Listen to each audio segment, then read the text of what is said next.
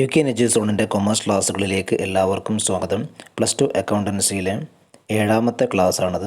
ഇന്നത്തെ ക്ലാസ്സിൽ ഉൾപ്പെടുത്തിയിരിക്കുന്നത് ഇൻകം ആൻഡ് എക്സ്പെൻഡിച്ചർ അക്കൗണ്ടാണ്. വളരെ പ്രധാനപ്പെട്ട ഒരു ഭാഗമാണ്. ഒന്നാമത്തെ അധ്യായത്തിലെ വളരെ പ്രധാനപ്പെട്ട ഭാഗമാണ് ഇൻകം ആൻഡ് എക്സ്പെൻഡിച്ചർ അക്കൗണ്ട്. അപ്പോൾ ഇൻകം ആൻഡ് എക്സ്പെൻഡിച്ചർ അക്കൗണ്ടിനെ കുറിച്ചിട്ടുള്ള ഒരു ഇൻട്രൊഡക്ഷനാണ് ഇവിടെ നമ്മൾ ഇതിൽ ഉൾപ്പെടുത്തിയിട്ടുള്ളത്. അപ്പോൾ നിങ്ങൾ ഈ ചാനൽ ആദ്യമായിട്ടാണ് കാണുന്നതെങ്കിൽ ചാനൽ സബ്സ്ക്രൈബ് ചെയ്യുകയും അതോടൊപ്പം ബെല്ലൈക്കൻ എനേബിൾ ചെയ്യും, നിങ്ങളുടെ അഭിപ്രായങ്ങൾ രേഖപ്പെടുത്തുകയും ചെയ്യും. അപ്പോൾ നമുക്ക് ക്ലാസ്സിലേക്ക് കടക്കാം. ഇൻകം ആൻഡ് എക്സ്പെൻഡിച്ചർ എന്ന് പറഞ്ഞാൽ എന്താണ്?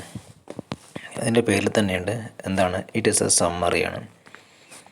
സമ്മറിയാണ്. എന്തിൻ്റെ സമ്മറി ആയിരിക്കും? ഇൻകത്തിൻ്റെയും എക്സ്പെൻഡിച്ചറിൻ്റെയും സമ്മറിയാണ്. സമ്മറിയാണ്. അപ്പോൾ ഇൻകം ആൻഡ് എക്സ്പെൻഡിച്ചർ അക്കൗണ്ടിൽ വരുന്നത്, ഇവിടെ ക്രെഡിറ്റ് സൈഡിലാണ് ഇൻകം വരിക, ഇവിടെ എന്താണ്? എക്സ്പെൻസ് വരും. പലപ്പോഴും കുട്ടികൾക്ക് മാറിപ്പോകാറുണ്ട്, അതുകൊണ്ടാണ് ഇവിടെ പറഞ്ഞിട്ടുള്ളത്. ഇൻകം ഈ സൈഡിൽ വരും, ക്രെഡിറ്റ് സൈഡിൽ ഇൻകം വരും, ഇവിടെ എന്ത് വരും? എക്സ്പെൻസസ് വരും. ഇനി ഇൻകം ആൻഡ് എക്സ്പെൻഡിച്ചർ അക്കൗണ്ട് എന്ന് പറഞ്ഞാൽ എന്താണ്? പ്രോഫിറ്റ് ആൻഡ് ലോസ് അക്കൗണ്ട് പോലെ തന്നെയാണ്. ലൈക്ക് പ്രോഫിറ്റ് ആൻഡ് ലോസ് അക്കൗണ്ടാണ്. ഇനി ഇൻകം ആൻഡ് എക്സ്പെൻഡിച്ചർ അക്കൗണ്ടിൽ വരുന്നത് എന്താണ്? റവന്യൂ ഐറ്റം മാത്രമേ വരുള്ളൂ എന്ന് വളരെ പ്രധാനപ്പെട്ടതാണ്.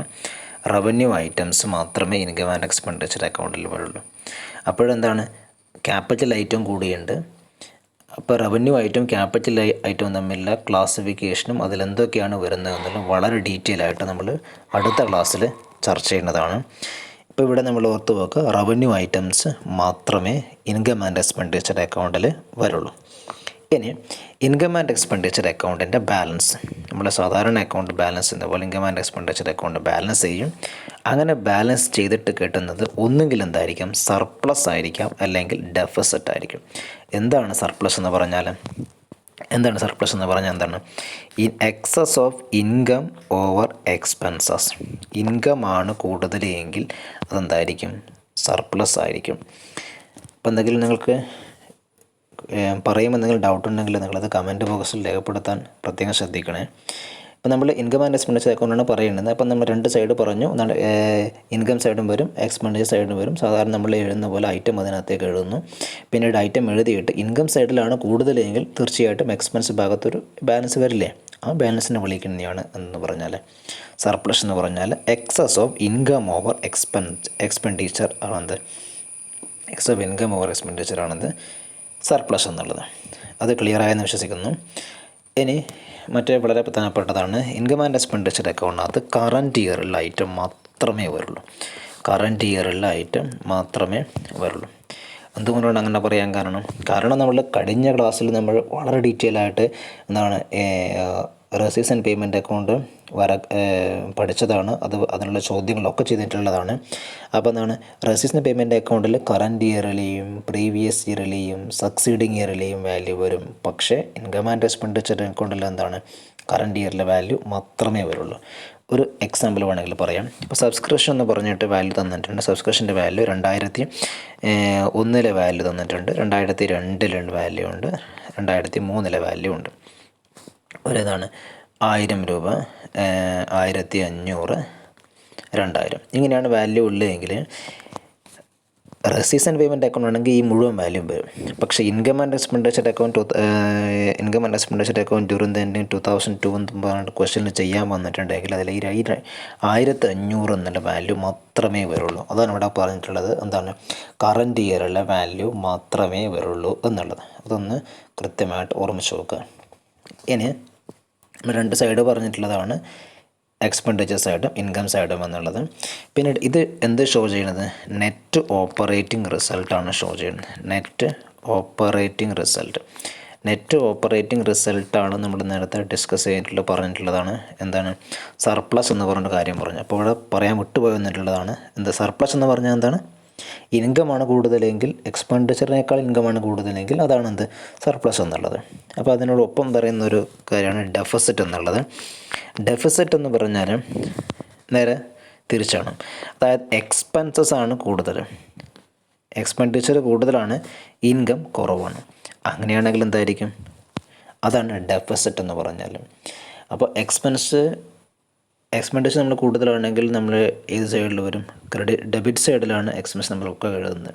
അപ്പോൾ അവിടെ കൂടുതൽ എമൗണ്ട് വരും. അതുകൊണ്ട് ഇൻകം സൈഡിനകത്തൊരു ബാലൻസ് വരും. അതിനെയാണ് നമ്മൾ എന്ത് വിളിക്കുന്നത്? Excess of expenditure over income അഥവാ ഡെഫിസിറ്റ് എന്നുള്ളത്. അപ്പം നെറ്റ് ഓപ്പറേറ്റിംഗ് റിസൾട്ടാണ് എന്ത് ഷോ ചെയ്യുന്നത്? Income and expenditure account show ചെയ്യുന്നത്. ഇനി ഈ നെറ്റ് ഓപ്പറേറ്റിംഗ് റിസൾട്ട്, അതായത് സർപ്ലസ് അല്ലെങ്കിൽ deficit, is transferred to capital fund. വളരെ പ്രധാനപ്പെട്ടതാണ്. Transferred to capital fund. ഇപ്പോൾ തന്നെ ഓർമ്മിച്ച് വെക്കുക, പഠിച്ചു വെക്കുക. എന്താണ്? ക്യാപിറ്റൽ ഫണ്ടിലേക്ക് ട്രാൻസ്ഫർ ചെയ്യുന്നു. ക്യാപിറ്റൽ ഫണ്ടിലേക്കാണ്. ഈ ക്യാപിറ്റൽ ഫണ്ടാണ് നമ്മൾ ഇവിടെ എഴുതുന്ന ബാലൻസ് ഷീറ്റിൻ്റെ ലയബിലിറ്റി സൈഡിൽ നമ്മൾ എഴുതുന്നത്. നമുക്ക് അടുത്ത ക്ലാസ്സിൽ നമുക്ക് ഡിസ്കസ് ചെയ്യാം. അപ്പോൾ നിങ്ങൾ ഇപ്പോൾ ഓർമ്മിക്കുക, എന്താണ്? ഇത് ക്യാപിറ്റൽ ഫണ്ടിലേക്ക് ട്രാൻസ്ഫർ ചെയ്യുന്നു. അല്ലെങ്കിൽ ക്യാപിറ്റൽ ഫണ്ടിലേക്ക് സർപ്ലസ് ആണെങ്കിൽ ആഡ് ചെയ്യുകയും ഡെഫിസിറ്റ് ആണെങ്കിൽ എന്ത് ചെയ്യുന്നു? കുറയ്ക്കുകയും ചെയ്യുന്നു എന്ന് ഓർമ്മിച്ച് വെക്കുക. വളരെ ഇമ്പോർട്ടൻ്റ് ആയിട്ടുള്ളൊരു കാര്യമാണത്. ഇനി ഇൻകം ആൻഡ് എക്സ്പെൻഡിച്ചർ എന്താണ്? അക്രൂവൽ ബേസിസിലാണ് എന്താണ് ചെയ്യുന്നത്? അക്രൂവൽ ബേസിലാണ് ഇൻകം ആൻഡ് എക്സ്പെൻഡിച്ചർ ചെയ്യുന്നത്. അക്രൂവൽ ബേസിലാണ് ചെയ്യുന്നത് എന്ന് ഉദ്ദേശിക്കുന്നത് ഇത്രയേ ഉള്ളൂ. ഇപ്പോൾ ഒരു റെസീവ്സ് ആൻഡ് പേയ്മെൻറ്റ് അക്കൗണ്ട് തന്നിട്ടുണ്ട്, അതിൽ അഡീഷണൽ ഇൻഫോർമേഷനും പറഞ്ഞിട്ടുണ്ട്.